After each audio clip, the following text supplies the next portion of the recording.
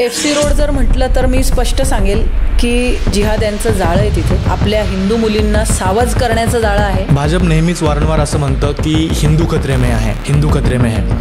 तर खरंच हिंदू खतरे में आहे का? भाजपच नाही, मला वाटतं आता इतर पक्षही म्हणायला लागलेले आहेत की हिंदू खतरे में आहे. कारण आत्ता सध्याची परिस्थिती पाहता नागपूरमध्ये पोलीस बांधवांवर झालेली जी दगडफेक आहे ती जिहाद्यांनीच केली. तुमचं इंस्टाग्राम स्क्रॉल करताना मी एक व्हिडिओ पाहिला. जोपर्यंत नाव बदललं जात नाही तोपर्यंत चित्रपट आम्ही दाखवू देणार नाही. कुठली पण फोर्स बोलवा, काही बोलवा, फॅमिली असू द्या नाही तर काही असू द्या, रामदास स्वामींच्या ग्रंथांचं नाव वापरू देणार नाही.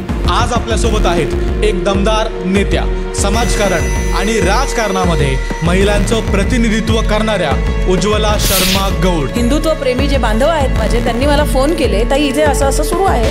मी त्याच वेळी पुण्यातून डायरेक्ट बर्गे वस्ती गाठली. ते म्हणले ताई पुढे जंगलामध्ये एकदम ओसाड जागेवर ते सुरू आहे का? म्हटलं मला बघायचंय तिथे जाऊन ते काम. बरोबर माझ्या मागे ते जे काम सुरू होतं आणि त्या मदरशामध्ये अनेक शस्त्र होती आणि तिथे अनेक पुणे शहर भाजप महिला मोर्चाच्या त्या सरचिटणीस म्हणजे महामंत्री आहेत. त्यासोबतच त्या रणरागिनी महिला विचार मंच याच्या अध्यक्षा आहेत. आपल्या रस्त्यांची हालत पहा काय आहे, अतिवृष्टी आहे, म्हणजे खूप साऱ्या मोठ्या मोठ्या समस्या आज महाराष्ट्रापुढं देशापुढे आहेत. मग त्यावरती फोकस करणं जास्त इम्पॉर्टंट आहे की हिंदुत्वाच्या मुद्द्यावरती फोकस करणं जास्त गरजेचं आहे आज महाराष्ट्राला? बघा, भाजपचं ब्रीदवाक्य आहे देव, देश, धर्म, पक्ष आणि नंतर मी. नळ, गटार, पाणी हे सगळं तर प्रत्येक पक्ष देऊ शकतं किंवा नगरसेवक लोक देऊ शकतात. परंतु आज जर आमचा धर्मच टिकला नाही, आमचा देशच टिकला नाही आणि आमचा देवच टिकला नाही. भारतामध्ये हिंदूची संख्या ही सगळ्यात जास्त आहे. तुमच्याकडे सत्ता आहे, केंद्रामध्ये आहे, राज्यातही सत्ता आहे, मग तरी देखील हिंदू कचरेमध्ये कसे काय? मॅम नमस्कार, स्वागत आहे तुमचं बोल मराठी या यूट्यूब पॉडकास्टमध्ये. तुमचं इंस्टाग्राम स्क्रॉल करताना मी एक व्हिडिओ पाहिला, त्याच्यामध्ये तुम्ही FC रोडवरती आंदोलन केलं होतं आणि त्याच्यामध्ये तुम्हाला अटक देखील झाली होती. तर तो नेमका सीन काय होता आणि काय प्रकरण होतं ते? FC रोड जर म्हटलं तर मी स्पष्ट सांगेल की जिहाद्यांचं जाळं आहे तिथे. आपल्या हिंदू मुलींना सावज करण्याचं जाळं आहे आणि ते जाळं असं प्रॉपर त्यांनी कुणाच्या मदतीने आखलेलं आहे हे म्हणजे थोडं कोडच आहे बरं का. कोणाचा वरद हस्त आहे ना की म्हणजे सहज तिथे आपल्या मुलींना आहे ना टार्गेट केलं जातं आहे. मला असं वाटतंय. कसं? बघा, आता तिथे अनेक मुलं विक्री करण्यासाठी बसतात. शनिवार रविवार जर तुम्ही बघितलं तर रात्री 12 नंतरही तिथे गर्दी असते. पुणे हे विद्येचं माहेरघर आहे आणि पुणे शहरामध्ये अनेक भागातून मुली शिकायला आलेल्या आहेत. काही जॉबला आलेले आहेत, काही MPSC UPSC साठी आलेले आहेत, काही आईवडील आपल्या मुलींना काहीतरी चांगलं बनून यावं पुण्यातून म्हणून पाठवत आहेत. परंतु होतं असं आहे की शनिवार रविवार जर तुम्ही बघितलं तर रात्री 10 नंतर ह्या मुली तुम्हाला दिसतात FC रोडवर. FC रोडवर रस्त्याच्या फुटपाथवर खोक्यांमध्ये जे कपडे घेऊन बसलेले विक्रेते आहेत ते 90% जिहादी आहेत. यांचं जाळं असं आहे की एकदा जर एखादी मुलगी त्यांच्याकडे कपडे खरेदीला जर गेली तर तिला इतके छान छान कपडे दाखवणार ना, शॉर्ट्स तुमको अच्छे लगेंगे, अच्छे दिखेंगे, आप इसमें अच्छे लगोगे, असं बोलून बोलून बोलून तिला इतकं व्यवस्थित गोळलं जातं. तिचा नंबर मिळवला जातो. मॅडम जी आप नंबर दीजिए, अगले हफ्ते नया माल आने वाला है, आपको व्हॉट्सअप करता हूँ. झालं, तिथे नंबर शेअर झाला तुमच्या मुलीचा. आणि हा नंबर शेअर झाल्यानंतर जेव्हा त्यांचं चॅटिंग सुरू होतं त्यावेळेस सदर मुलगी 1-2 महिन्यामध्ये तिला जी शिक्षणासाठी आलेली आहे पुण्यामध्ये, तिला FC रोडवरचा कपडे विक्रेता आवडायला लागतो. अशा पद्धतीने ते जाळं रचलं गेलेलं आहे. आणि मी वारंवार FC रोडची आंदोलनं घेतलेली आहेत. अनेक लोक विचार करतात किंवा काही जे आहेत जे माझ्या विचारांच्या विरोधातले ते म्हणतात ही राहायला रास्ता पेठेत आहेत, मग ही FC रोडवर आंदोलन का घेते? अहो, FC रोडवर आम्ही शिववंदना सुरू केलेली आहे. FC रोडच्या कलाकार कट्ट्यावर आम्ही शिववंदना घेतो दर रविवारी. आमचे अनेक हिंदुत्वनिष्ठ लोक तिथे येऊन शिववंदना करतात. हे का घेतलेलं आहे आम्ही की आपल्या मुली तिथे सुरक्षित राहाव्या, त्यांच्यावर आमचा वॉच राहावा, त्यांच्यावर आमचं लक्ष राहावं आणि हे जे कपडे विक्रेते आहेत यांना कुठेतरी आळा बसावा, हा आमचा प्रयत्न आहे. आम्ही वारंवार तिथे आंदोलनं करतोय. एकदा मी रात्री 9 नंतर निघाले शनिवारी बघायला की आत्ता कोण कोण आहे रस्त्यावर, कोण कोण विकायला बसलेले काय. तिथे अनेक जिहादी होते. रात्री 12:30 वाजता मी रस्त्यावर आंदोलन केलं. माझ्याबरोबर कमीत कमी 2,000 ते 2,500 लोक रस्त्यावर बसले होते आंदोलनासाठी. त्यावेळेस पिंजऱ्याच्या गाडीतनं डेक्कन पोलिसांनी मला अटक करून नेलं आणि रात्री 2:30-3 वाजता मला परत सोडलं. म्हणजे हे अटक करणं वगैरे या गोष्टी आमच्यासाठी काही मायने ठेवत नाहीत. ह्याचा आम्हाला काही फरक पडत नाही. आमचा लढा आमच्या माता भगिनींसाठी, मुलींसाठी कायम असणार आहे. आणि लव जिहाद असेल, आपल्या मुलींना जाळ्यात अडकवणं असेल, ह्याच्या विरोधात आम्ही वारंवार काम करणार आहे. मग त्याच्यासाठी काही आमचे जे क्रांतिकारी आहेत त्यांनी पण तर लढे दिलेत ना. सावरकरांनी लढा दिला ना, त्यांना नाही त्रास झाला का? मग आम्हाला त्रास झाला तर नाही ना. आम्हाला धर्माचा जो आमचा अभिमान आहे ना, तो आम्ही कधीच सोडणार नाही. आणि FC रोडवर माझी आंदोलनं सुरूच राहतील. FC रोडच्या विरोधात मी कायम आवाज उठवणार. FC रोडवर बसणारे जे जिहादी आहेत त्यांना कोणाचा पाठिंबा आहे हे देखील मला माहिती आहे, परंतु मला सांगता येत नाही तुम्हाला कॅमेऱ्यावर. तर जे पाठिंबा देणार आहेत ना, त्यांनी मला असं वाटतं धर्माचा धंदा करू नये. त्यांनी धर्माचा धंदा करू नये आणि धर्माच्या नावाखाली त्यांनी त्यांच्या पोटाची तुंबडी, हप्ते वसुली करू नये असं मला वाटतं. मी भाजप पक्षाला रिप्रेझेंट करता. भाजप नेहमीच वारंवार असं म्हणतं की हिंदू खतरे में आहे, हिंदू खतरे में है. तर खरंच हिंदू खतरे में आहे का? आणि आहे तर कसं काय? भाजपच नाही, मला वाटतं आता इतर पक्षही म्हणायला लागलेले आहेत की हिंदू खतरे में आहेत. कारण आत्ता सध्याची परिस्थिती पाहता नागपूरमध्ये पोलीस बांधवांवर झालेली जी दगडफेक आहे ती जिहाद्यांनीच केली. आत्ताच्या दुर्गा पूजा पंडॉलमध्ये जर कुठे आग लावण्याचा प्रयत्न असेल, दगडफेक, परत गाईचं मांस टाकण्याचा प्रयत्न असेल, हा जिहाद्यांनीच केलेला आहे. परवा तामिळनाडूमध्ये श्रीरामांचं दहन केलं गेलं. ज्या श्रीरामांना आम्ही शिरसावंद्य मानतो त्यांचं दहन केलं गेलं. हे कुणी केलं? हे जिहाद्यांनीच केलं आणि काँग्रेसच्या फॉलोअर्स लोकांनीच केलेलं आहे. त्यामुळे आणि अनेक लव जिहादच्या केसेस हँडल करताना मला हे अगदी प्रकर्षाने जाणवतं आहे की हिंदू खतरे में है.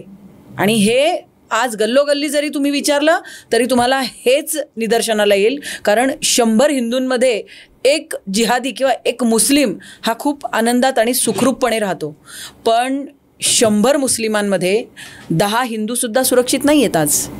मग काय हिंदू खतरे में नाही असं म्हणता तुम्ही? हिंदू खतरे मेच आहे. बरं, पण एक मला समजून सांगा की आता केंद्रामध्ये सरकार BJPचं आहे, आपल्या महाराष्ट्रातील सरकार BJPचं आहे, भारतामध्ये हिंदूची संख्या ही सगळ्यात जास्त आहे, तुमच्याकडे सत्ता आहे, केंद्रामध्ये आहे, राज्यातील सत्ता आहे, मग तरी देखील हिंदू कचरेमध्ये कसे काय? कारण हिंदू एकजूट नाही आहे ना, हिंदू एकत्र नाही आहे, हिंदूंची एक मूठ बांधलेली नाही आहे. आज इतर मजहबचं जर बघितलं तर 300पेक्षा जास्त जाती आहेत, पण ते मजहबच्या नावाखाली एकत्र आहेत. हिंदूंच्या आज 18 पगड जाती तर छत्रपती शिवाजी महाराजांनी एकत्र आणल्या होत्या. 12 बलुतेदार एकत्र आणले होते, परंतु आज ते 12 बलुतेदार, त्या 18 पगड जाती स्वतःचं अस्तित्व विसरलेले आहेत की छत्रपती शिवाजी महाराजांनी हिंदवी स्वराज्य स्थापन म्हणजे हिंदूंचं राज्य स्थापन करण्यासाठी अख्खा हिंदू एकत्र आणला होता, सर्व हिंदू समाज एकत्र आणला होता. आज तो हिंदू धर्म एकत्र नाहीये, म्हणून हिंदू खतरे में असं वाटतं. आणि जरी हिंदूंची संख्या ही मोठी आहे, हिंदूंचं राज्य आहे, हिंदू राष्ट्र आहे, त्याचप्रमाणे हिंदुत्ववादी सरकार आहे, परंतु फक्त सरकारनेच काही हिंदुत्वाचं रक्षण करण्याचा ठेका नाही ना घेतलेला. ही प्रत्येक हिंदूची जबाबदारी आहे. हिंदू हा सेक्युलरिझमकडे गेलेला पण आहे, हिंदू हा सर्वधर्म समभावकडे पण वळलेला आहे, काही हिंदू हा सहिष्णुतेकडे पण वळलेला आहे. पण हिंदू हा जेव्हा कट्टर होऊन एकत्र येईल ना, तेव्हा हिंदू खतऱ्यातून बाहेर येईल असं मला वाटतं. बरं, पण आज आपल्याकडे सायन्स आहे, आर्टिफिशियल इंटेलिजन्स आहे, डेव्हलपमेंट आहे, आपल्या रस्त्यांची हालत पहा काय आहे, अतिवृष्टी आहे, म्हणजे खूप साऱ्या मोठ्या मोठ्या समस्या आज महाराष्ट्रापुढं, देशापुढं आहेत. मग त्यावरती फोकस करणं जास्त इम्पॉर्टंट आहे की हिंदुत्वाच्या मुद्द्यावरती फोकस करणं जास्त गरजेचं आहे आज महाराष्ट्राला? बघा, भाजपचं ब्रीदवाक्य आहे देव, देश, धर्म, पक्ष आणि नंतर मी.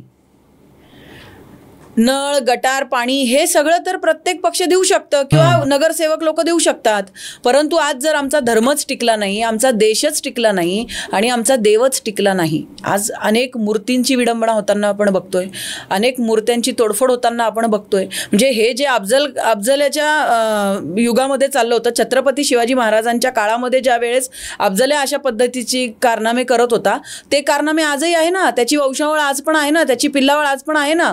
मग ह्यांना त्यांना जोपर्यंत आम्ही संपवत नाही तोपर्यंत सुजलाम सुफलाम असं हिंदू राष्ट्र येणार नाही. आणि प्रत्येक म्हणजे देशातला प्रत्येक व्यक्ती हा जर सुखी पाहायचा असेल तर सर्वप्रथम आमचा धर्म टिकला पाहिजे. रस्त्यांचे आता बघताय तुम्ही की जेव्हापासून भाजपचं सरकार आलेलं आहे तेव्हापासून रस्त्यांची दुरुस्ती असेल, नवीन रस्ते असतील, पाण्याची सोय असेल, ह्या गोष्टी तेवढ्याच तोडीने चालू आहेत.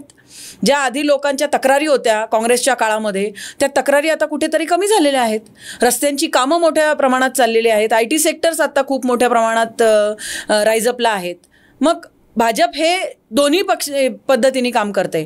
लोकांना ज्या गरजा आहेत त्या गरजाही पूर्ण करते आणि धर्मासाठीचं जे कार्य आहे हिंदू धर्म किंवा हिंदू धर्मामध्ये आज जे आघात होत आहेत हिंदू धर्मावर त्या आघातांना आघात करणारे जे जिहादी आहेत किंवा आघात करणारी जी वृत्ती आहे त्याला ठेचण्याचं कामही भाजपच करते. बरोबर. मी तुमच्याबद्दल थोडासा अभ्यास करत होतो. तुम्ही लव्ह जिहादवरती देखील खूप सारं काम केलेलं आहे. तर मला थोडंसं त्याबद्दल सांगा की सध्या महाराष्ट्राची एकंदरीत परिस्थिती कशी आहे. लव्ह जिहाद महाराष्ट्रामध्ये कसा पसरला आहे आत्ताच्या घडीला. बघा माझ्याकडे रोज एक केस असते लव्ह जिहादची. असं नाही आहे की कधीतरी, पण रोज एक केस आहे.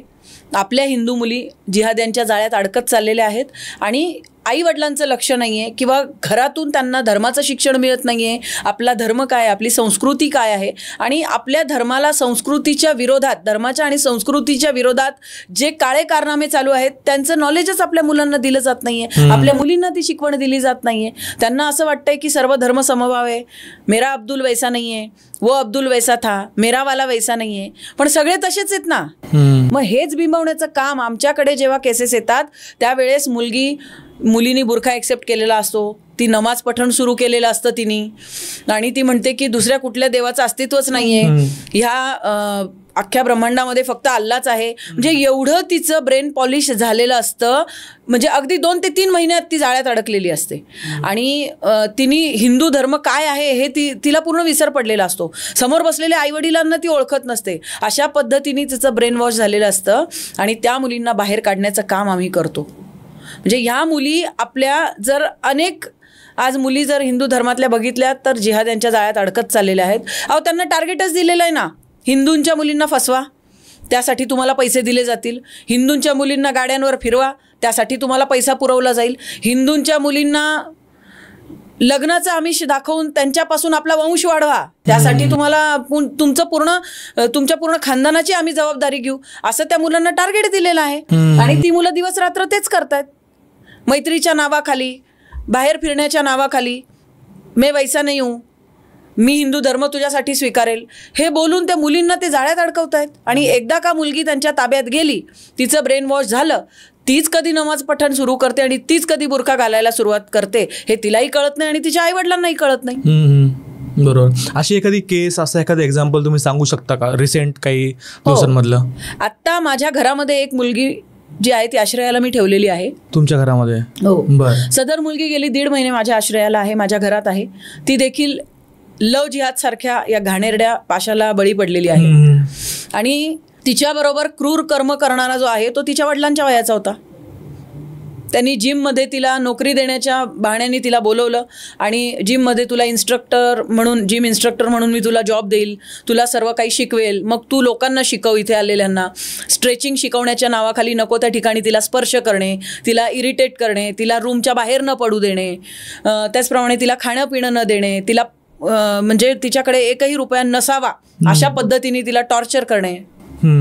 त्यामुळे सदर मुलगी ही त्याची शिकार झाली होती.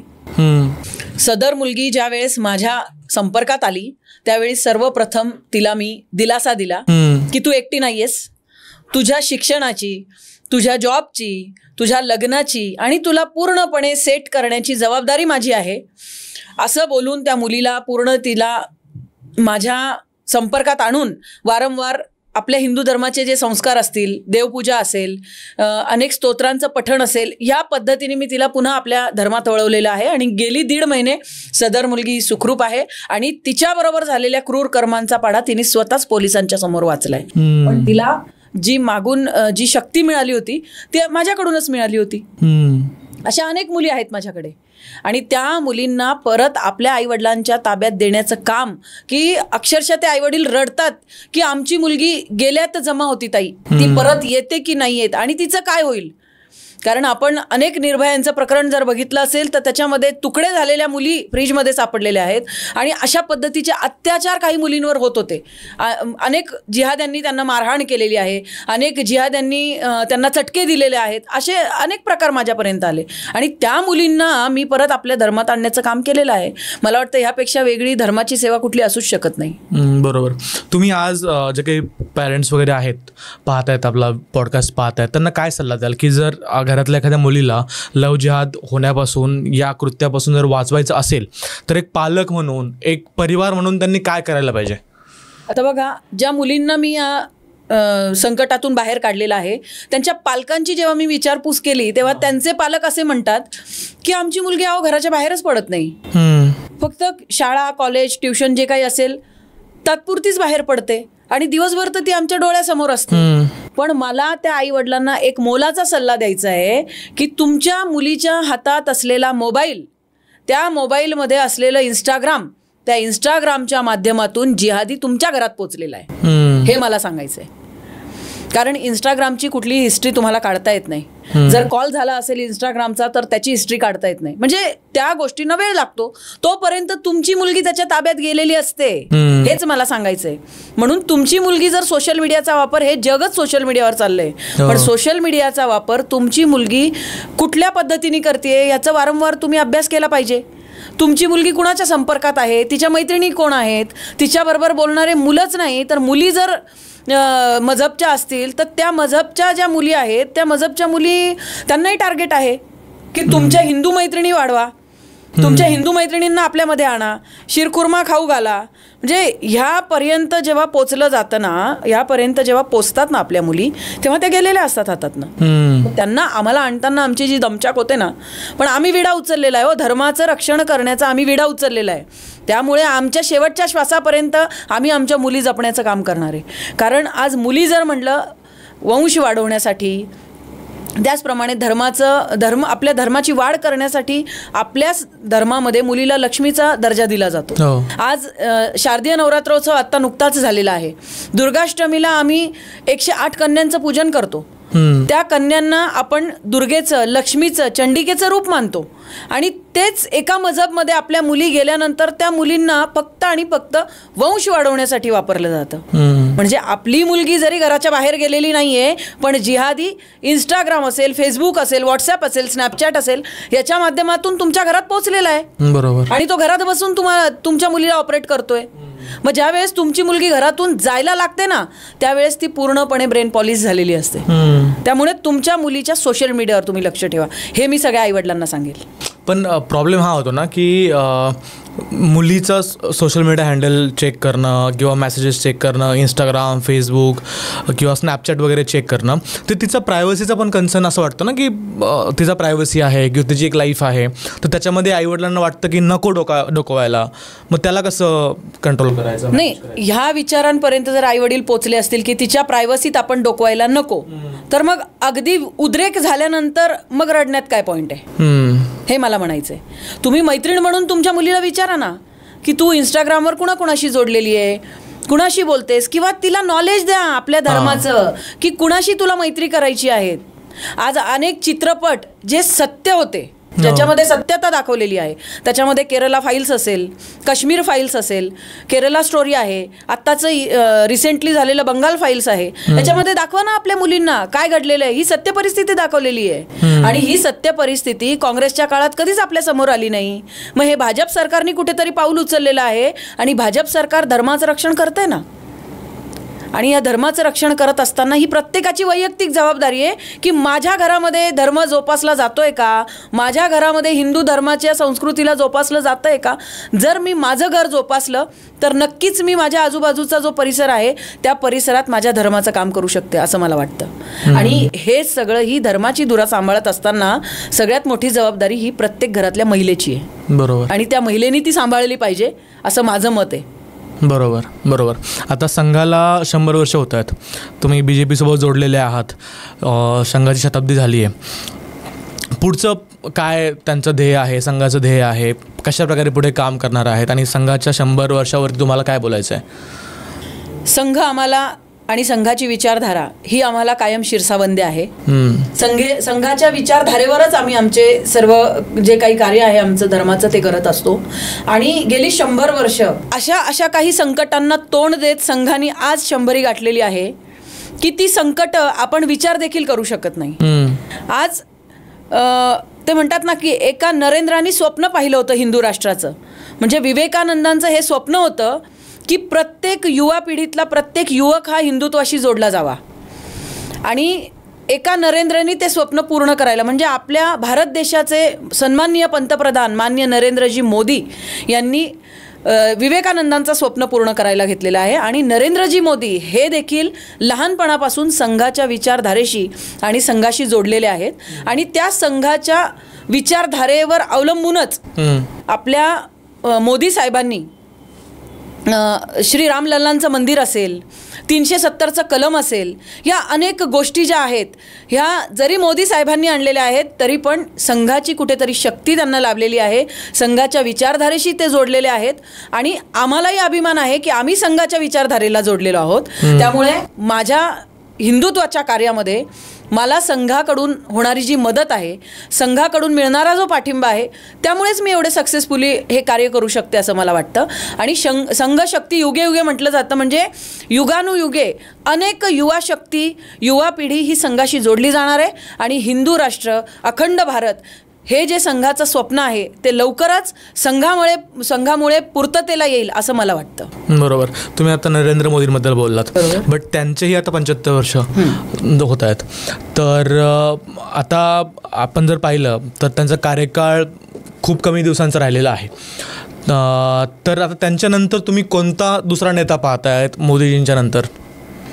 अभी चाय वाले हमारे मोदी जी थे, अभी गाय वाले आएंगे.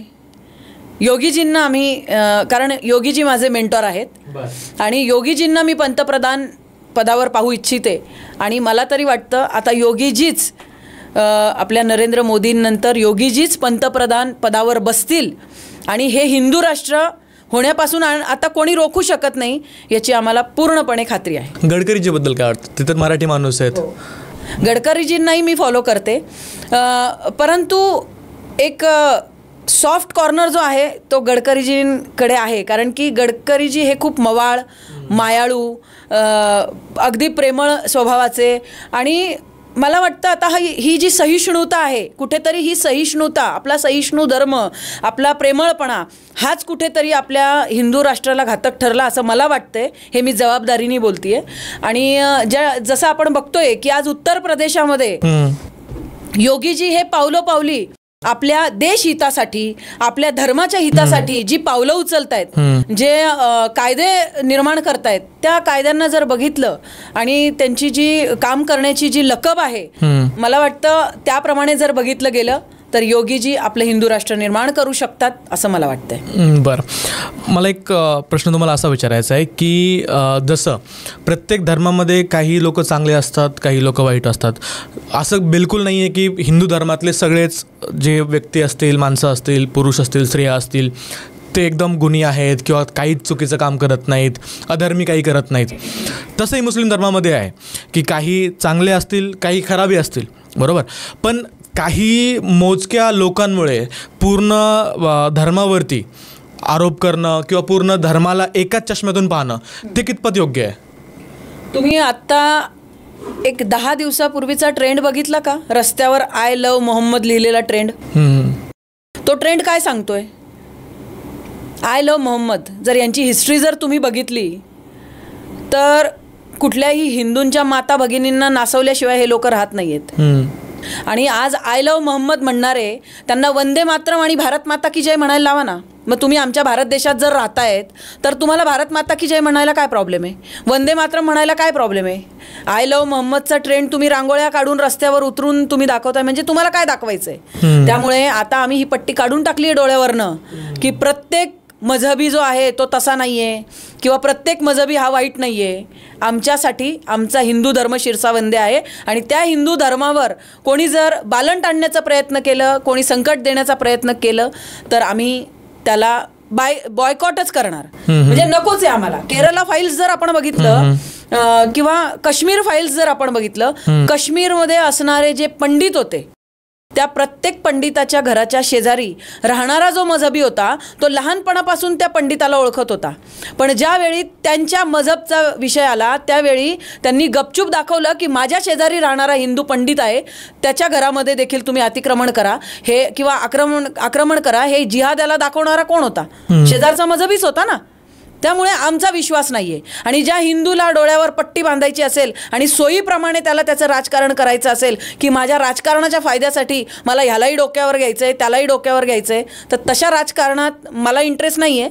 परंतु माझा धर्म टिकवण्यासाठी मला जितकं कट्टर होता येईल तितकं कट्टर मी होणार, मी कट्टर राहणार. आणि मी दुसऱ्यांना उपदेश पण तोच देणार की जोपर्यंत तुमच्याकडे कट्टरता येत नाही तोपर्यंत आणि कट्टरतेतून तुमच्याकडे एकजूट येत नाही तोपर्यंत एकट्यात गाठून हे तुम्हाला मारणार, हे तुम्हाला संपवण्याचा प्रयत्न करणार. कारण ह्यांना जी शिकवण दिलेली आहे त्या शिकवणीला हे पूजतात. मग आपल्याला गीतेमध्ये जी शिकवण दिलेली श्रीकृष्णाने ती तुम्ही का स्वतः ते उपदेश, गीतेचे उपदेश तुम्ही का अंगीकारत नाही? ज्यावेळी भगवान श्रीकृष्णांनी सांगितलं की तुझ्या समोर असलेले जे आहेत 100 ते कौरव आहेत जे धर्माच्या विरोधात काम करतायत, अर्जुनाला जेव्हा उपदेश दिला श्रीकृष्णांनी, तर मग धर्माच्या आड येणारा प्रत्येक जण मारला गेला पाहिजे हे जर आमच्या भगवान श्रीकृष्णांचं वचन आहे तर त्या वचनालाच आम्ही जागणार ना. त्यामुळे मजहब वगैरे जे आहे याच्यावर आता माझा तरी विश्वास नाही आहे. आणि प्रत्येक हिंदू आणि प्रत्येक मुस्लिम हा भाई कधीच होऊ शकत नाही. कारण आज अनेक आमचे गोरक्षक मारले जात आहेत. परवा आमच्या बीडच्या एका गोरक्षकावर हल्ला झाला. त्या गोरक्षकावर हल्ला करणारा कोण होता? कसाई होता. कसाईची जात कुठली आहे? मुस्लिम आहे तो जातीने. मग त्यांनी का मारलं? मग आमच्या गौमातेला खाणारा आमचा भाई कसा असू शकतो? ज्या गौमातेच्या उदरात आम्ही 33 कोटी देवांचा वास आहे हे समजून आम्ही तिची पूजा करतो, मग त्या गौमातेला मारणारा कसाई आमचा भाई कसा झाला? नाही होऊ शकत. त्यामुळे मुस्लिम हा मुस्लिमच आहे, हिंदू हा हिंदूच आहे. बरोबर. सो तुमचं असं मत आहे, ठाम मत आहे की मुस्लिम हा मुस्लिम आहे. Yes. आणि पण यासोबतच अजून एक मुद्दा खूप मागच्या काही दिवसांमध्ये उठवला जातो, तो म्हणजे हायपर नॅशनलिझम. म्हणजे आपण राष्ट्रवादी आहोत, आप सगळ्यांना देशावरती प्रेम आहे, बट एक हायपर नॅशनलिझम म्हणजे एक अति राष्ट्रवाद ज्याला म्हणतो, तर हे कितपत योग्य आहे? याचं मला असं वाटतं की जे मूलभूत प्रश्न आहेत, राष्ट्रवाद महत्त्वाचा आहे, हिंदू धर्म महत्त्वाचा आहे, याच्यामध्ये काही दुमत नाही. पण यासोबतच जे मूलभूत प्रश्न आहेत त्याच्याकडे मग दुर्लक्ष होतं, कारण आपण हायपर नॅशनलिझमकडे वळतोय हळूहळू. आणि तुम्ही कोणत्याही देशाची हिस्ट्री पहा जिथे हायपर नॅशनलिझम झालं आहे, अतिराष्ट्रवाद झाला आहे किंवा अति धर्माचा उद्रेक झाला आहे किंवा धर्म पाकिस्तान घ्या, जर्मनी घ्या, हिटलर घ्या, कुणी घ्या तुम्ही. सो तिथे त्यानंतर त्या देशाची उतरती काळ आलेली आपण पाहिलेली आहे, इतिहासामध्ये दिसतंय. सो हे कसं आपण याला कंट्रोल करणार? भारत देश हा इतका बलशाली आहे ना, आपण अनेक गीतं ऐकतो आणि आपल्या भारत देशाची महती आज बाहेरच्या देशातले जे पंतप्रधान आहेत ते भारत देशाची महती गातात. मग आपला भारत देश जो संतांची भूमी म्हणला जातो, अनेक संतांची पावलं, अनेक संतांच्या समाध्या, अनेक संतांचा समागम या भारत देशाला लाभलेला आहे. मला असं वाटतं अतिराष्ट्रप्रेम तुम्ही जे म्हणताय हे राष्ट्रप्रेम आत्ताशी कुठे सुरुवात झालेली आहे. काय होणार आहे? फार तर होऊन एक दंगलच होईल ना मोठी. होऊन जाऊ देत ना ती एक दंगल, होऊन जाऊ देत ती दंगल. ती दंगल झाल्याशिवाय कळणार नाही हिंदूंना देखील, जे आज सर्व धर्म समभावाच्या कचाट्यात सापडलेले जे हिंदू आहेत ना, त्यांना असं वाटतं की मी ज्याच्याकडे भाजी घेतोय तो तसा नाही आहे. अहो पण तुमचा प्रत्येक जाणारा रुपया जो आहे ना हा जिहाद्याला जातोय, माझी ही भावना आहे. त्यामुळे राष्ट्रप्रेम हे असावं. ज्या वेळेस हिंदूंना भारत देश सोडावा लागण्याची वेळ जेव्हा येईल ना, तेव्हा भारताशिवाय इतर मजहबला अनेक राष्ट्र आहेत ना पळून जाण्यासाठी.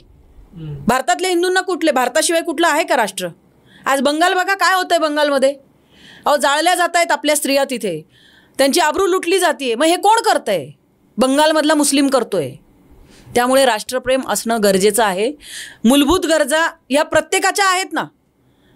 जे प्राणी रस्त्यावर फिरतात त्यांनाही मूलभूत गरजा आहेत, त्यांनाही पाणी लागतं, त्यांनाही अन्न लागतं.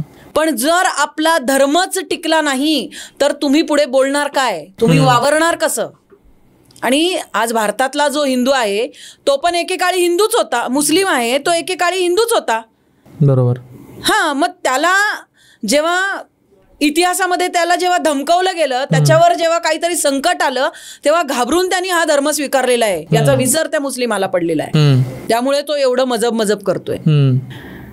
तो कट्टर हा हिंदूच आहे एकेकाळचा, परंतु त्यांनी घाबरून जो धर्म स्वीकारलेला आहे, तसं घाबरणं वगैरे आम्हाला काही जमणार नाही. आम्ही धर्मप्रेमी आहोत, धर्मनिष्ठ आहोत. आम्ही धर्माचंच कार्य करू, धर्माचाच प्रचार प्रसार करू आणि राजकारणातही आम्ही धर्माची धुरा सांभाळूनच आमचं राजकारण करू, असं मला वाटतंय. बरं, पण 2019च्या निवडणुकीमध्ये मोदीजींनी स्वतः म्हटले होते की सबका साथ सबका विकास. आम्ही सगळ्या धर्माला सोबत घेऊन जाऊ, सगळ्या धर्माच्या लोकांना सोबत घेऊन त्यांचा विकास देखील करू. मग आता ते कुठे मागे पडत चाललंय का? नाही. आज लाडकी बहीण योजना काढा तुम्ही याद्या. आज प्रत्येकाच्या घरात जात आहेत, लाडकी बहिणीचे पैसे जात आहेत. त्याचप्रमाणे अनेक ज्या मोदीजींच्या, त्याचप्रमाणे आपल्या मुख्यमंत्र्यांच्या ज्या योजना आहेत, मुख्यमंत्री सहायता निधी योजना असेल, अनेक योजनांचा लाभ हे लोक घेताना दिसत आहेत ना. मग तुम्ही भारतात राहून जर सगळ्या योजनांचा लाभ घेताय, तुम्ही स्कॉलरशिप घेतायत, तुम्ही दवाखान्याच्या सगळ्या सोयीसुविधा तुम्ही वापरतायत, प्रत्येक सुविधा जर तुम्ही आज भारतातल्या तुम्ही त्याचा उपभोग घेताय, तर मग मोदीजी कुठे चुकीचं बोलले? मोदीजी सगळ्यांसाठीच काम करतायत ना.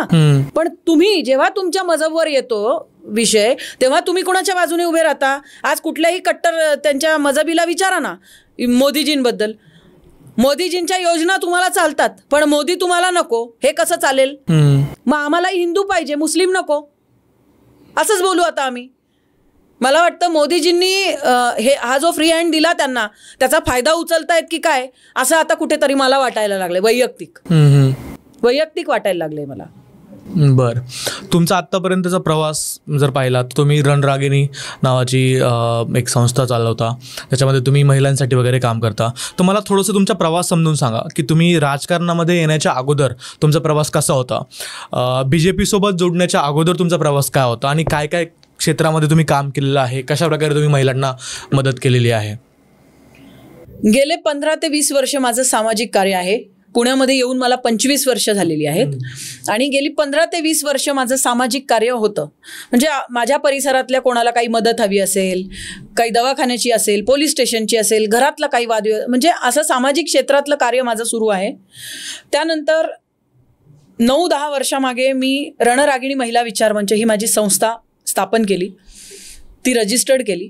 त्या संस्थेमार्फत महिलांचे अनेक कार्यक्रम असतील, महिलांचे सांस्कृतिक कार्यक्रम असतील, किंवा महिलांच्या उत्थानासाठी, महिलांच्या सक्षमीकरणासाठी, मुलींच्या सक्षमीकरणासाठी या संस्थेमार्फत कार्य माझं सुरू आहे गेली अनेक वर्ष. आणि मोदीजींना मी गेले 13 ते 14 वर्ष फॉलो करते. मोदीजींच्या विचारधारेला मी फॉलो करते आणि मला असं वाटलं की या माझ्या संस्थेच्या कार्याबरोबर, माझ्या सामाजिक कार्याबरोबर मला कुठेतरी पक्षाची जोड हवी असं मला वाटत होतं. आणि 6 वर्षापूर्वी मी भारतीय जनता पार्टीमध्ये प्रवेश केला. भारतीय जनता पार्टीमध्ये प्रवेश केल्यानंतर देखील माझा अजेंडा हा हिंदुत्वाचाच आहे. कारण समाजकारण, राजकारण, धर्मकारण हे सगळं जर एकत्र आणलं तर भारतीय जनता पार्टी आहे. भारतीय जनता पार्टीचं ब्रीदवाक्य हे आहे, देव, देश, धर्म, पक्ष आणि नंतर मी. आणि त्या सूत्रातच माझं कार्य सुरू आहे. मी अनेक चित्रपटांमध्ये आई जिजाऊंच्या भूमिकेमध्ये देखील काम केलेलं आहे. त्याचप्रमाणे माझा जे महिलांसाठीचं कार्य आहे, मुलींसाठीचं जे कार्य आहे की महिला आणि मुली समाजामध्ये पुढे आल्या पाहिजेत, त्यांनी स्वतःचं एक अस्तित्व निर्माण केलं पाहिजे, त्यांच्या कार्याचा ठसा समाजामध्ये उमटला गेला पाहिजे आणि त्या कार्याला कुठेतरी कौतुकाची थाप असावी असं मला वाटतं. आणि त्या कौतुकाची थाप देण्याचं काम मी महिलांसाठी करत असते. त्यामुळे अनेक महिला मला जोडल्या गेलेल्या आहेत आणि माझ्याबरोबर काम करायला त्यांना आवडतं. कुठल्या कुठल्या क्षेत्रातल्या महिलांसाठी तुम्ही काम करता, म्हणजे कोणत्या महिलांना तुम्ही आधार देता? बचत गटातल्या महिला असतील, त्याचप्रमाणे आता ज्या कष्टकरी महिला असतात, घरोघरी जाऊन घरकाम करणाऱ्या महिला असतील, त्यांच्या घरातल्या काही अडचणी असतात. अनेक ठिकाणी असं होतं की वस्ती पातळीत राहणाऱ्या महिला आहेत, मग ती दिवसभर राबते, मग तिचे पती दारू पिऊन येतात, मारहाण करतात, मुलांना मारहाण करतात, मुलांना शिक्षणासाठी पुरेसा पैसा देत नाही, मग त्या मुलींना किंवा मुलांना स्कॉलरशिप मिळवून देणे किंवा एखाद्या चांगल्या संस्थेकडनं जे डोनेट करतात शिक्षणासाठी त्यांच्याकडनं पैसा मिळवून देणे, त्या मुलीला कुठेतरी उभं करणे. अनेक मुलींचे असे प्रश्न असतात की म्हणजे त्यांना असं वाटतं की आपल्या आईलाही सांगू नये, अशाही काही गोष्टी त्या मुलींबरोबर घडलेल्या असतात.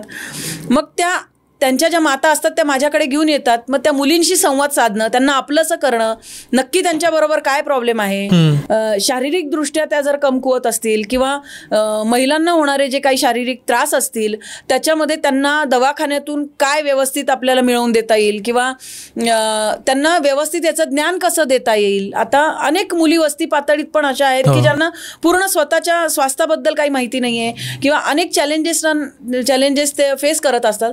त्यांच्या इंटरॅक्शन करायचं, वारंवार जाऊन त्यांना भेट द्यायची, वस्तीत जाऊन त्यांच्याशी संवाद साधायचा, अशा गोष्टीतून मी त्यांच्याशी मैत्री साधत असते. बरोबर. आता एखादं तुम्ही असं एक्झाम्पल सांगू शकता का की एखादी महिला जिच्यासाठी तुम्ही काम केलेलं आहे आणि त्यांचं आयुष्य बदललं तुमच्यासोबत जोडल्याच्या नंतर, त्यांच्या आयुष्यावरती एक चांगला पॉझिटिव्ह असा परिणाम त्यांच्याबद्दल झाला? हो, एक महिला आहे जी माझ्या इथे घरकाम करण्यासाठी यायची आणि तिच्याच घरातला प्रॉब्लेम होता. मुलीला मारहाण व्हायची, थोडं त्यांच्या मुलीला मारहाण व्हायची वडिलांकडनं किंवा कधीतरी चुकीच्या नजरेने बघितलं जायचं. कारण नशेच्या आहारी गेलेली व्यक्ती असेल जर घरामध्ये, तर त्या महिलेला असं वाटतं की मी घराच्या बाहेर जाऊन काम करू का, मुलांचं शिक्षण बघू की मुलांना सांभाळू, अशी ती थोडी वैतागलेली. तिने मला एक दिवस सगळंच तिच्या घरातलं सगळं सांगितलं आणि जेव्हा मग तिच्या नवऱ्याचा समाचार घेतला तेव्हापासून तिच्या घरातलं सगळं वातावरण बदललं आणि आज आनंद आहे सगळा. मुलगी पण मोठी झाली, आता पोलीस भरतीची परीक्षा देतीये. म्हणजे कुठेतरी त्या परिवाराला माझा मागून का नाव सपोर्ट मिळाला आणि त्यांच्या घरातलं वातावरण बदललं. बरोबर. तुम्ही आज एक महिला म्हणून समाजामध्ये काम करतायत. राजकारणामध्ये आपण भारतामध्ये अशी परिस्थिती आहे की महिलांची टक्केवारी खूप कमी आहे. कोणताही पक्ष घ्या, म्हणजे फक्त BJPच नाही, काँग्रेस घ्या, आम आदमी घ्या, राष्ट्रवादी घ्या, कुठलाही घ्या, महिलांची टक्केवारी खूप कमी आहे कम्पेअर टू पुरुष. तर काम करताना तुम्हाला काही चॅलेंजेस येतात का? सध्या येत असतील तर ते कसे चॅलेंजेस येतात आणि त्याला तुम्ही ओव्हरकम कसं करताय? चॅलेंजेस ह्या शब्दाशी आता माझी एक मैत्री झालेली आहे आणि प्रत्येक महिला ही रोज सकाळी उठल्यापासून तर रात्री झोपेपर्यंत चॅलेंजेसलाच तोंड देत असते आणि चॅलेंजेस पेलवण्याचं जे सामर्थ्य आहे ते पण महिलेकडेच आहे असं मला वाटतं. कारण घरकाम करणारी असू द्या किंवा घराच्या बाहेर जाऊन नोकरी करणारी असू द्या, राजकारणात काम करणारी असू द्या, प्रत्येक महिलेला चॅलेंज आहे आज आणि राजकारणात तर खूप आहे. म्हणूनच तर आमच्या मोदीजींनी आता 50% महिलांना आरक्षण दिलेलं आहे ना, की 50% महिला पुरुषांबरोबर खांद्याला खांदा लावून राजकारणात येतील आणि मोदीजींनीच हे डिक्लेअर केलेलं आहे की महिलेशिवाय ह्या देशाचा विकास होऊ शकत नाही. स्त्रियांना जर तुम्ही सन्मान दिला, आज बघा ड्रोन दीदी असतील, आता ड्रोन दीदी कशा तयार झाल्या? मोदीजींच्या मार्गदर्शनाखालीच तयार झाल्यात ना. मग त्यांचा आज किती, आता ज्या ड्रोन ऑपरेट करणाऱ्या ज्या महिला आहेत त्यांच्याकडे असलेला आत्मविश्वास बघा ना तुम्ही, किती आत्मविश्वास आहे त्यांना. जी आज एका घरात बसलेली म्हणजे घरकाम करणारी असेल, तिला ड्रोनचं पूर्ण नॉलेज देऊन, ड्रोन शिक्षण देऊन तिला ड्रोन ऑपरेट करेपर्यंत, म्हणजे तिच्याकडे जी कॅपॅसिटी होती ती तिलाही माहीत नव्हती. ती भाजपनी ओळखली, ती मोदीजींनी ओळखली, तिला ते शिक्षण मिळालं आणि ती ड्रोन दिदी झाली. लखपती दिदी झाली पाहिजे म्हणजे काय? प्रत्येक महिलेकडे काय लखपती म्हणजे लाखोनी पैसा आला पाहिजे असं नाहीये. प्रत्येक महिला ही सक्षम झाली पाहिजे. आर्थिकदृष्ट्या असेल, शारीरिकदृष्ट्या असेल, मानसिकदृष्ट्या असेल, तिला तिचं स्वतंत्र हवं आहे. त्या स्वातंत्र्याच्या चौकटीत पण म्हणजे ते स्वातंत्र्यही तिला चाकोरीबद्ध हवं आहे. तिच्याकडे कुणाची वाईट नजर नको आहे. किंवा महिला ज्या वेळेस घराच्या बाहेर पडते, ती कुठलंही कार्य करू देत, पहिले तिच्यावर प्रश्नचिन्ह असतं. अच्छा, मग ही काय करते बाहेर गेल्यावर? तिचं काय सुरू असतं बाहेर? ही काय करत असते? म्हणून प्रत्येक महिलेनी सोशल मीडियावर अपडेट असणं पण तेवढं गरजेचं आहे बरं का.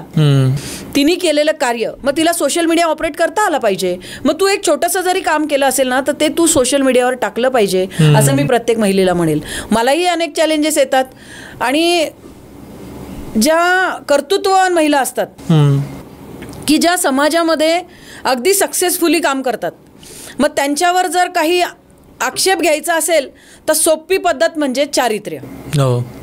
महिलेचं चारित्र्य, तिचं चारित्र्याचं हनन केलं तर अनेक म्हणजे असे जे मेल इगो असलेले पुरुष मंडळी असतात ना, काही म्हणजे अपवादात्मक म्हणते मी, त्यांना असं वाटतं की एखाद्या महिलेच्या चारित्र्याचं जर हनन केलं, तिची बदनामी केली तर ती घाबरून घरात बसेल. पण मला वाटतं प्रत्येक महिलेने या उलट करावं. स्वतःचं अस्तित्व तिला माहिती जर असेल ना, तर तिला जगाला घाबरण्याची अजिबात गरज नाहीये, अजिबात गरज नाही. तिला माहिती आहे तिला तिचं चारित्र्य कसं सांभाळायचं आहे. आणि प्रत्येक महिला ही प्रूव्ह करते स्वतःला, प्रत्येक महिला ही स्वतःला प्रूव्ह करत असते. त्याप्रमाणे मी स्वतःला प्रूव्ह केलेलं आहे. आणि मला वाटतं मी सक्सेसफुली आज धर्माच्या कार्यामध्ये पुढे आहे. आणि हे धर्मकार्य मी असंच पुढे पेलवून नेणार आहे. माझ्यावर येणारे संकट असतील, चॅलेंजेस असतील, त्यांच्यावर मात करून मी पुढे जाणार. काही सांगू शकता का तुम्ही की राजकारणामध्ये काम करताना महिलेला काय काय चॅलेंजेस येऊ शकतात? तेच सांगते ना मी. सगळ्यात प्रथम तिच्या चारित्र्यावर येतं, चारित्र्यावरच येतं.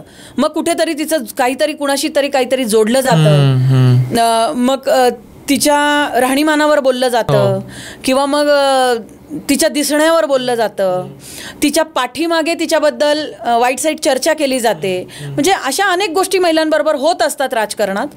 आणि मला वाटतं त्या चॅलेंजेस म्हणून किंवा ती सवय म्हणून आता प्रत्येक महिलेने स्वीकारावं आणि पुढे जावं. मला अजून एक थोडासा असा प्रश्न विचारायचा आहे की भाजपमधलं वातावरण कसं आहे इंटरनल, जे महिलांना सपोर्टिव्ह आहे, की भाजपमधलेही काही असे नेते आहेत की जे महिलांना सपोर्ट करत नाहीत, किंवा जी पुरुष प्रधान संस्कृती आहे आपली, पुरुषाला असं वाटतं की महिलापेक्षा मी वरचढ आहे, मी मोठा आहे, किंवा मी पुरुष आहे, बरोबर? सो तसं वातावरण भाजपमध्ये आहे का? भाजपमधली एकंदरीत स्थिती कशी आहे पक्षातली? खरं बघायला गेलं तर भारतीय जनता पार्टी हा पक्ष महिलांना खरोखर पुढे नेणारा पक्ष आहे, महिलांना एक चांगलं स्थान देणारा पक्ष आहे. परंतु पक्षामध्ये असलेले काही व्यक्ती असे असतात की त्यांच्या भागामध्ये काही महिला त्यांना पुढे गेलेल्या नको असतात, की त्या महिलेनी फक्त माझ्या ऑफिसमध्ये माझ्या समोरच येऊन बसावं, मी सांगेल तेच ऐकावं, माझ्या पुढचा कुठला विचार करू नये, तिने साधी कुठे बाईटही देऊ नये, तिने साधं कुठे जाऊन तिचं मतही मांडू नये, असं होत नाही ना. प्रत्येक महिलेला तिचं स्वातंत्र्य आहे आणि तिला पुढे जाण्याची, तिच्या घरातून जर तिला पाठिंबा मिळाला असेल तर तिला पुढे जाण्याची पूर्ण परवानगी आहे, ती जाऊ शकते. असंही माझ्याच भागामधून मला काही अनुभव आलेले आहेत आणि त्या अनुभवातून मी शिकले. मी मागे सरले नाही, मी शिकले. आणि ते आलेले जे वाईट अनुभव आहेत ते मी माझ्या पायाखाली चिरडून पुढे. कसं आहे, कॅमेराच्या समोर माझ्या पक्षाची मी जी प्रतिमा आहे, पक्ष माझा खूप शिरसावंदे आहे, खूप श्रेष्ठ आहे माझा पक्ष. भारतीय जनता पार्टी हा पक्ष प्रत्येक महिलेचा सन्मान करतो. आज ती घरकाम करणारी महिला असेल तरी पण, कारण की मागे जर बघितलं आपण, बंगालमध्ये ज्या आमदार झाल्या त्या आमदार घरकाम करणाऱ्या होत्या. त्यांच्याकडे इलेक्शन लढण्यासाठी साधा पैसा, आता घरकाम करणारी महिला आमदार लेवलला जातीये, म्हणजे पक्ष महिलांबद्दल किती श्रेष्ठ विचार ठेवतोय. परंतु काही असतात असे सूडबुद्धीचे लोक की ज्यांना महिला पुढे जाणं आवडतच नाही. नाव नका घेऊ कोणाचं, बट अनुभव सांगा. हो, आहे एक जण असं की ज्याला असं वाटतं की उज्ज्वला गौड ही जर पक्षात येते. अहो, माझ्या पक्ष प्रवेश 6 वर्षापूर्वी माझा जेव्हा पक्ष प्रवेश झाला, त्या पक्ष प्रवेशावरच ऑब्जेक्शन घेतलं सदर व्यक्तीने. त्यानंतर माझं कार्य बघून मला माहीत नव्हतं की पक्ष मला शहरावर महिला मोर्चाच्या सरचिटणीस पदाची, महामंत्री पदाची जबाबदारी देणार आहे हे मला माहीत नव्हतं. कारण भाजप हे काहीही करू शकतं. मला जेव्हा ती जबाबदारी मिळाली, त्या जबाबदारीवर सुद्धा सदर व्यक्तीचा आक्षेप होता. कुणी दिलं पद? अहो, कार्य बघूनच पद दिलं जातं ना, उगाच दिलं जात नाही. तुम्हाला आनंद व्हायला पाहिजे होता. पण कुठेतरी मी इन्सिक्युअर झालो की काय, म्हणजे उज्ज्वला गौड एखाद्याची कारकीर्द संपवू शकते का? मग ही भीती आहे का तुम्हाला? ती भीती असेल तर काढून टाका. उज्ज्वला गौड ही सरळ मार्गाने काम करणारी महिला आहे, सत्याच्या मार्गाने चालणारी महिला आहे. तिचा मार्ग कुणी अडवू शकत नाही. आणि मला जे कार्य करायचं आहे, असं गरज नाही मला कुठलं पदच पाहिजे. पद नसेल तरी माझं कार्य सुरू होतं, सुरू आहे आणि सुरू राहणार आहे.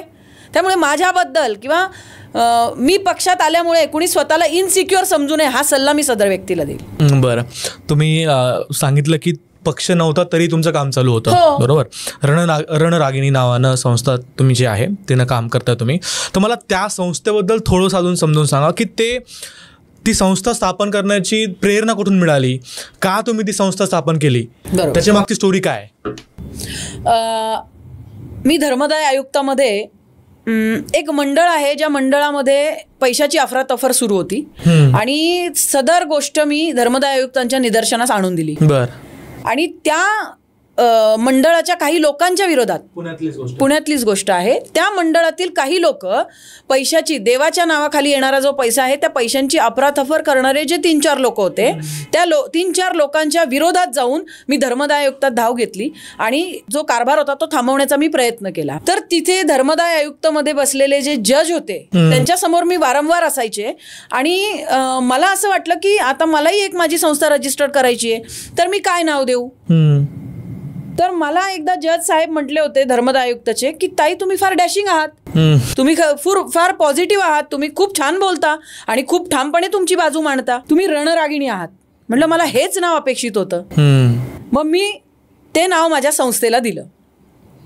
ज्यावेळी मी ही संस्था रजिस्टर करायला गेले तेव्हा मला तिथे अनेक क्लार्क वगैरे जे बसलेले होते ते मला म्हणले ह्या नावाला आम्ही मान्यता देत नाही. परंतु जज साहेब म्हणले ह्या ताईंना मान्यता द्या. का मान्यता देणार नाही? रणरागिणी या शब्दाला आम्ही मान्यता देत नाही. माझाही प्रश्न होता का नाही देत, किती छान नाव आहे रणरागिणी, जी रणावर उतरून आपल्या झाशीच्या राणी लक्ष्मीबाई सारखी जर लढतीये तर तिला रणरागिणी या नावाने सन्मानित करायला तुम्हाला काय बिघडतंय. पण जज साहेब म्हणले की हे नाव त्यांना द्या आणि जज साहेबांनी ताबडतोब सही केली त्या नावावर. तेव्हा मला असं वाटलं की माझा जो स्पार्क आहे तो आता कुठेतरी समाजामध्ये अजून मोठ्या याच्यानी बाहेर पडावा आणि मी काम करावं. आणि मग या रणरागिणी महिला विचार मंचच्या माध्यमातून मी एक नवरात्र उत्सव सुरू केला. त्या नवरात्रोत्सवाचं आता 10वं वर्ष होतं. या 10व्या वर्षात म्हणजे पहिल्या वर्षापासून तर आत्तापर्यंत रोज अनेक सांस्कृतिक कार्यक्रम, ज्या कार्यक्रमामध्ये हिंदू धर्माशी संलग्न, आपल्या संस्कृतीशी, आपल्या सण उत्सवांशी संलग्न असलेले कार्यक्रम मी राबवत होते. ते राबवत असताना दुर्गाष्टमीला अनेक लहान बालिकांचं पूजन कसं करावं, त्या मुलीला आपण लक्ष्मीचं स्वरूप कसं मानतो आपल्या धर्मामध्ये, हे कुठेतरी त्या लहान मुलींना लहान वयातच जर बिंबवलं गेलं तर मला नाही वाटत त्या धर्माचा ट्रॅक सोडतील. त्यांचं पूजन आहे, त्यांच्या पावलांचं पूजन आहे, म्हणजे तिला देवीचं स्वरूप मानून तिचं पूजन करणं असेल, महिलांचं पूजन करणं असेल, महिलांची ओटी भरणं असेल, म्हणजे या सगळ्या गोष्टी ज्या आहेत ना या कुठेतरी आपल्या धर्माची शिकवण देणाऱ्या गोष्टी आहेत. मला असं वाटतं धर्माचा प्रचार प्रसार जर महिलांपर्यंत आपल्याला करायचा असेल ना तर या लहान लहान गोष्टीतून आपण त्यांच्यापर्यंत पोहोचलं पाहिजे, अशी माझी भावना होती आणि त्यातून मी हे रणरागिणीचं जे आहे माझा मंच तो स्थापन केला. बरोबर, रणरागिणी तुम्ही स्थापन केलं, त्याच्यानंतर तुम्ही राजकारणाकडे वळालात. बट तुमचं बॅकग्राऊंड काय आहे? तुमच्या फॅमिलीमधून कोणी राजकारणामध्ये अगोदर आलेलं आहे का? तुम्ही कोणाला पाहिलंय का? की कारण राजकारण ही अशी गोष्ट आहे की पाहून माणूस शिकतो, मोठ्यांना पाहतो, तुम्ही पक्षात आता पाहत असाल, बट घरातून तुमच्या फॅमिलीमधून कोणी राजकारणामध्ये आहे का, होतं का अगोदर? नाही, तसं काहीच नाहीये. मी धुळे जिल्ह्यातलं जे मालेगाव आहे, मालेगाव हे शहर मिनी पाकिस्तान म्हणून फेमस आहे. तिथून मी बिलॉंग करते आणि तिथून मी माझं MA पर्यंतचं शिक्षण घेऊन पुण्यात म्हणजे माझ्या सासरी आले. आणि इथे आल्यानंतर एकूणच माझ्याकडे जी धाडसी वृत्ती होती ती लहानपणापासून आहे.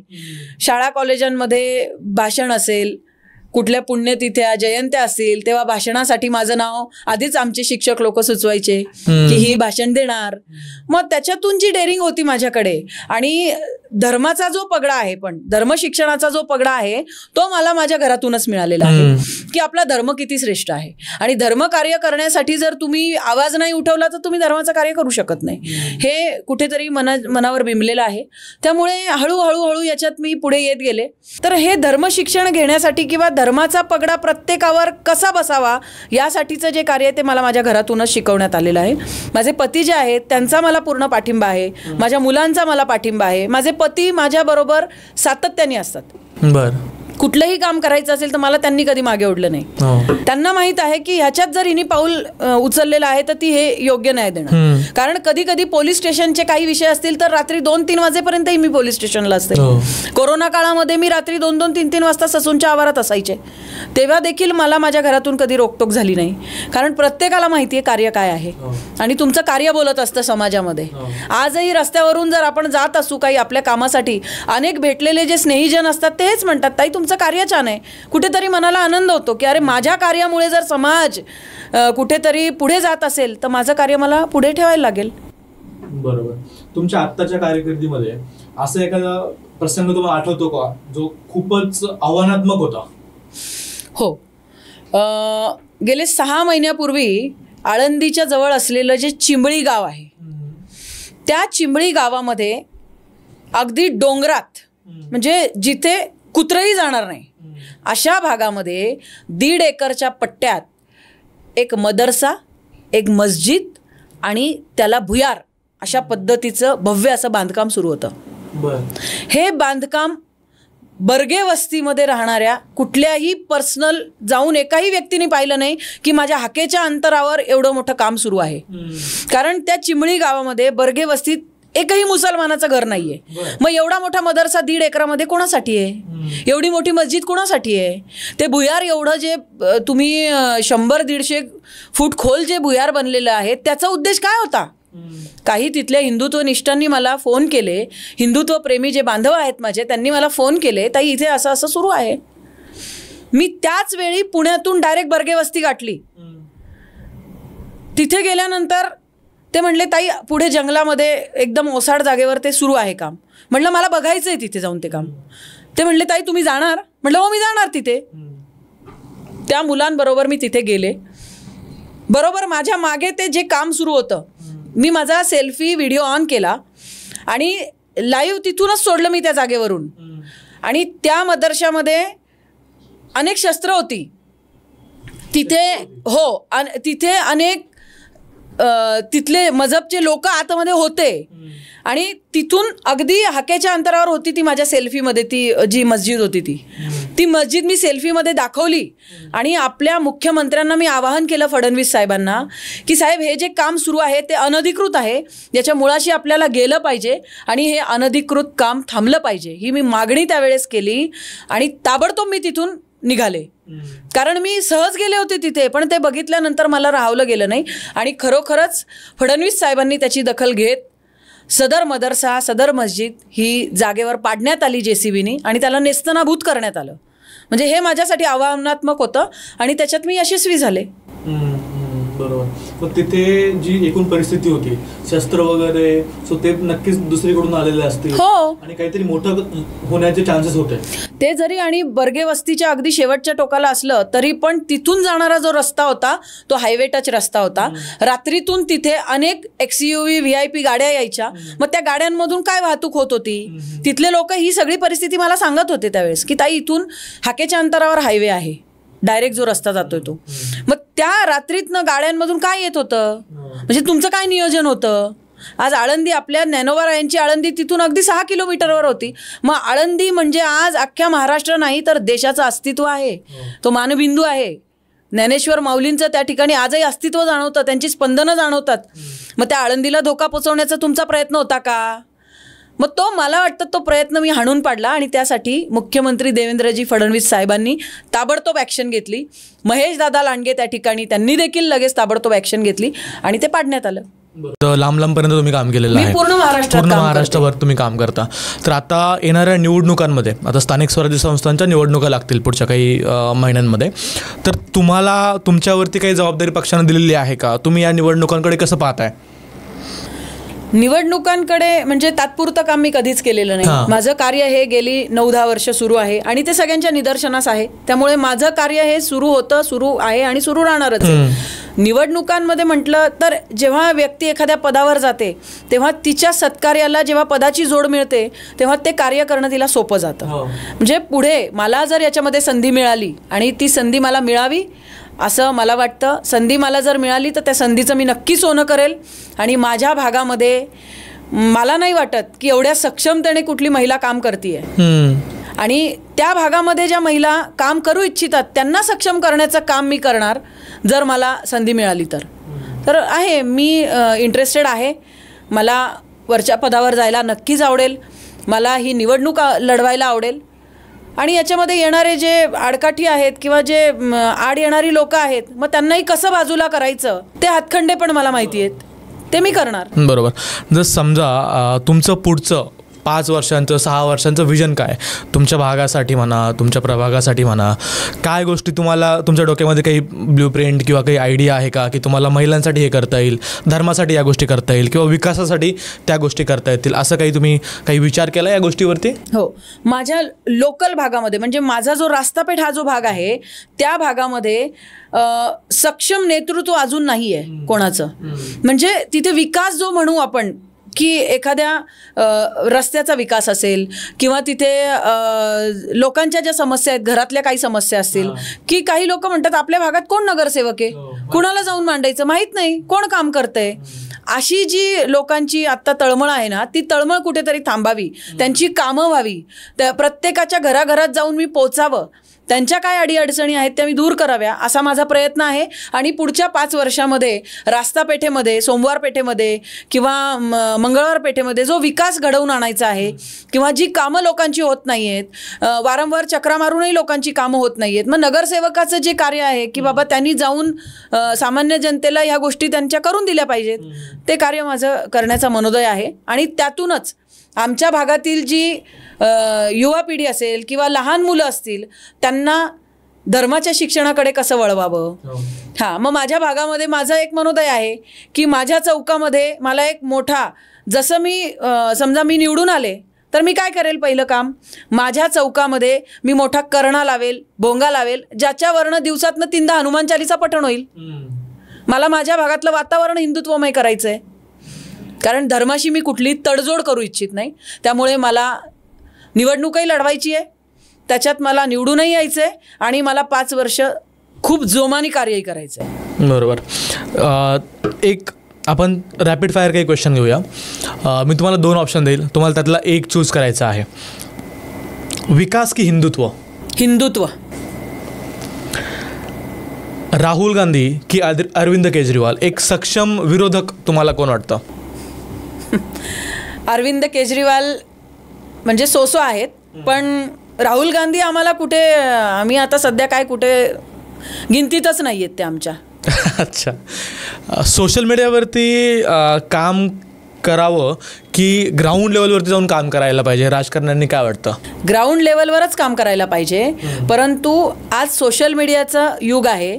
प्रत्येक व्यक्ती दिवसातून कमीत कमी आपलं सोशल मीडिया 50 वेळा तरी हाताळतात. बरोबर आहे, हाताळतात ते 50 वेळा तरी, कमीत कमी 50 वेळा.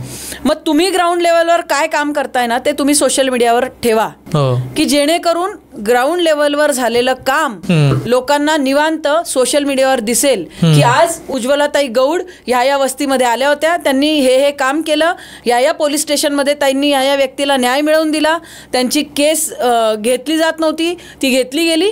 म्हणजे ग्राउंड लेवलवरच तुम्हाला काम करायचं आहे, पण त्याचे अपडेट्स तुम्हाला सोशल मीडियावर टाकायचे. म्हणजे दोन्हीचा समतोल साधणं खूप गरजेचं आहे. नाहीतर आपण आजकाल काही राजकारण्यांना पाहतो की फक्त सोशल मीडियावरती दिसतात, ग्राउंडवरती दिसतच नाहीत. आपण त्यांना फेसबुक लाईव्हवरती पाहतो, इंस्टाग्रामवरती पाहतो, बट ॲक्च्युअल जे मैदान आहे त्या मैदानात ते दिसत नाहीत आणि जे काही समतोल साधलं पाहिजे त्यांनी. बरोबर, छान. एक शेवटचा प्रश्न माझा असा असेल की आज पूर्ण महाराष्ट्रभरातून लोक पाहत असतील, तुम्ही पॅरेंट्सला, पालकांना काय सल्ला द्याल, काय उपदेश द्याल हिंदू धर्मासाठी, लव जिहादवरती म्हणा, हिंदू धर्मासाठी म्हणा किंवा आपला धर्म अजून पुढे नेण्यासाठी काय सल्ला तुम्ही द्याल? मी प्रत्येक पालकाला हेच सांगेल की पालकांनी आपल्या मुलाला दिलेला जो मोबाईल आहे, कारण कोरोना काळापासून आपली मुलं अभ्यासाच्या नावाखाली मोबाईलच्या विळख्यात अडकलेली आहे. अनेक युवा पिढी असेल, छोट्या छोट्या मुलांना म्हणजे 7वी 8वीतल्या मुलांनाही आज आत्महत्या करावीशी वाटते. म्हणजे एवढं ते मोबाईल मध्ये गुंतलेले आहेत. अनेक गेम्स येऊन गेलेत. आता गेम्स जे खेळत होते मुलं कोरोना काळामध्ये, पबजी असेल, अनेक गेम्स आले, त्या गेम्सच्या माध्यमातून सुद्धा मुलांमध्ये एक विकृती निर्माण झाली, ह्याला मारायचं, त्याला मारायचं, किंवा आपण जर त्याला नाही हरवलं तर आपण मरायचं. म्हणजे हे जे गेम मधलं जे होतं ना मोबाईल मधलं, ते त्यांच्या मेंदूत आलेलं आहे. त्यामुळे त्यांच्या जीवनशैलीकडे पण ते त्याच पद्धतीने बघतायत. तर त्या आपल्या मुलांना लहान वयातच कुठेतरी संस्कार शिबिर असतील कुठेतरी अध्यात्माची जोड असेल, अभ्यासाबरोबर त्याला धर्मशिक्षण असेल. आपले अनेक वीर पुरुष होऊन गेलेले आहेत, हुतात्मे होऊन गेलेले आहेत. झाशीची राणी लक्ष्मीबाई असेल, छत्रपती शिवाजी महाराज असतील, छत्रपती संभाजी महाराज असतील. संभाजी महाराजांनी स्वतःचा जीव सोडला, प्राण सोडला, अनेक हाल अपेष्टा सहन केल्या, पण धर्म सोडला नाही. मग त्यांची धर्माबद्दलची जी कळकळ होती, जी जिद्द होती, हे जर आपण वारंवार मुलांच्या मनावर बिंबवलं, त्यांच्या गोष्टी वारंवार दाखवल्या, चित्रपटातून असेल, चित्रातून असेल, वाचनातून असेल, मोबाईलमधून असेल, हे जर तुमच्या मुलांपर्यंत तुम्ही बिंबवलं तर तुमची मुलं कधीही नैराश्याकडे जाणार नाही. बरोबर. ते कायम पुढचे माझे सक्सेसफुल पाऊल कसे मी टाकू याच्याकडे मुलं लक्ष देतील. ते नेहमी पॉझिटिव्ह राहतील. सकाळी त्यांना घरातून काही मंत्रोच्चार असेल किंवा देवपूजा असेल, ही देवपूजा आपण का करतो, कुठल्या सणाचं काय महत्व आहे, हे सगळं आपल्या मुलांवर कोण बिंबवणार, तर आई बिंबवणार. बरोबर आहे. पॅरेंट्स आहेत म्हणजे वडिलांची तीच जबाबदारी आहे, परंतु वडिलांना बाहेरच्याही जबाबदारी आहेत. मग जितका वेळ आई, कारण स्त्री ही बाहेरची कामही करू शकते, मुलांनाही सांभाळू शकते, त्याचा डबाही करू शकते. म्हणजे ती जे करू शकते, एक स्त्री जी आहे ती जेव्हा स्वयंपाक करून आपल्या मुलाला वाढते, परिवाराला जेवू घालते, तेव्हा ती अन्नपूर्णा असते. आपल्या कुटुंबावर आलेलं संकट असते त्याला 2 हात करताना ती चंडिका दुर्गा असते. ज्या वेळेस ती आपल्या मुलांचा अभ्यास घेते त्यावेळेस ती सरस्वती असते. म्हणजे अनेक रूप आहेत देवीची.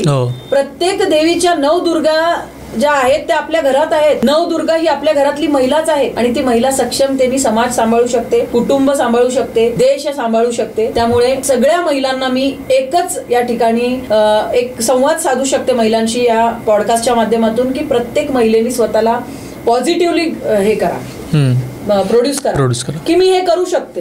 तिला कुठलंही नैराश्य नसावं. तिने तिचं शारीरिक जे आहे तो समतोल तिने सांभाळावा, तेव्हा ती कुटुंब सांभाळू शकते. मॅम, थँक्यू सो मच, तुम्ही आज आम्हाला टाइम दिला. आपण आज राजकारणापासून, समाजकारणापासून, धर्मापासून, संघापासून तर लव जिहादपर्यंत खूप साऱ्या मुद्द्यांवरती चर्चा केली. मी तुम्हाला पुढील वाटचालीसाठी शुभेच्छा देतो.